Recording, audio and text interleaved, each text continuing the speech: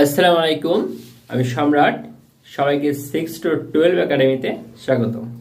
Viewers, আজকে আমাদের আলোচ্য বিষয় হলো নবম ও দশম শ্রেণীর পদার্থবিজ্ঞান বইয়ের পঞ্চম অধ্যায় অর্থাৎ পদার্থের অবস্থা ও চাপ অধ্যায়টির চাপ নিয়ে আলোচনা। চলো আমরা ক্লাসটি উপভোগ করে দেখি। পঞ্চম অধ্যায় চাপ। তো চাপের মূল সূত্রটি হলো P সমান F ভাগে, এখানে আমাদের F হলো বল আর এ হলো ক্ষেত্রফল। এই সূত্র নিয়ে পরবর্তীতে আমি একটা গণিত তৈরি করেছি উদাহরণ হিসেবে। তো সবার আগে জানা প্রয়োজন এখানে চাপের এককটা কি। চাপের এককটার সাথে সাথে আমি এটা এককটা কিভাবে বের করতে হয় সেটাও দেখিয়েছি। তো P সমান হলো F ভাগে, এখানে F বলের একক হলো নিউটন আর এ হলো ক্ষেত্রফল। ক্ষেত্রফলের একক হলো মিটার হোল স্কয়ার। ক্ষেত্রফল এ, ক্ষেত্রফল হয়ে থাকে দৈর্ঘ্য গুণ প্রস্থ, এই দুইটির গুণফল। দৈর্ঘ্যের একক হলো মিটার আর প্রস্থের একক হলো মিটার, এই মিটার হোল স্কয়ার। এই মিলে ক্ষেত্রফলের এককটি হলো মিটার হোল স্কয়ার। তো এখানে মিটার হোল স্কয়ার হলো ক্ষেত্রফলের একক।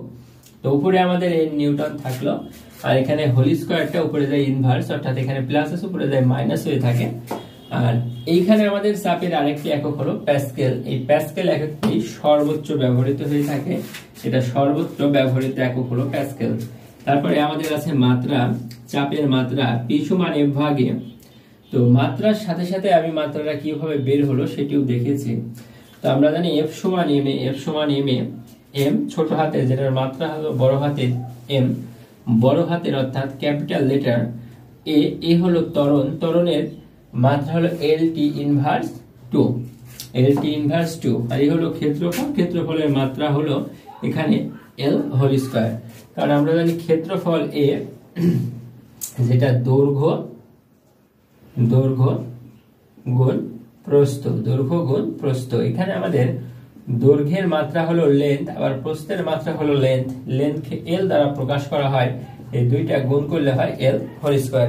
এইভাবে এই মাত্রাটি আসছে হলো L হোল স্কয়ার। তো এইখানে আমাদের এই যে এমটি রাখলাম, L এখানে একটি আর নিচে L হোল স্কয়ার, অর্থাৎ L আছে দুইটি। তো নিচের দুইটি হচ্ছে প্লাস, উপরে আছে প্লাস। নিচের এই প্লাস দুইটি উপরে গেলে মাইনাস হয়ে যায়। তো এখানে হলো L ইনভার্স 1 আর এখানে T ইনভার্স 2 আছে, অর্থাৎ আমাদের এই চাপের মাত্রাটি হলো M L inverse 1 T inverse 2। আচ্ছা, পরবর্তীতে উদাহরণ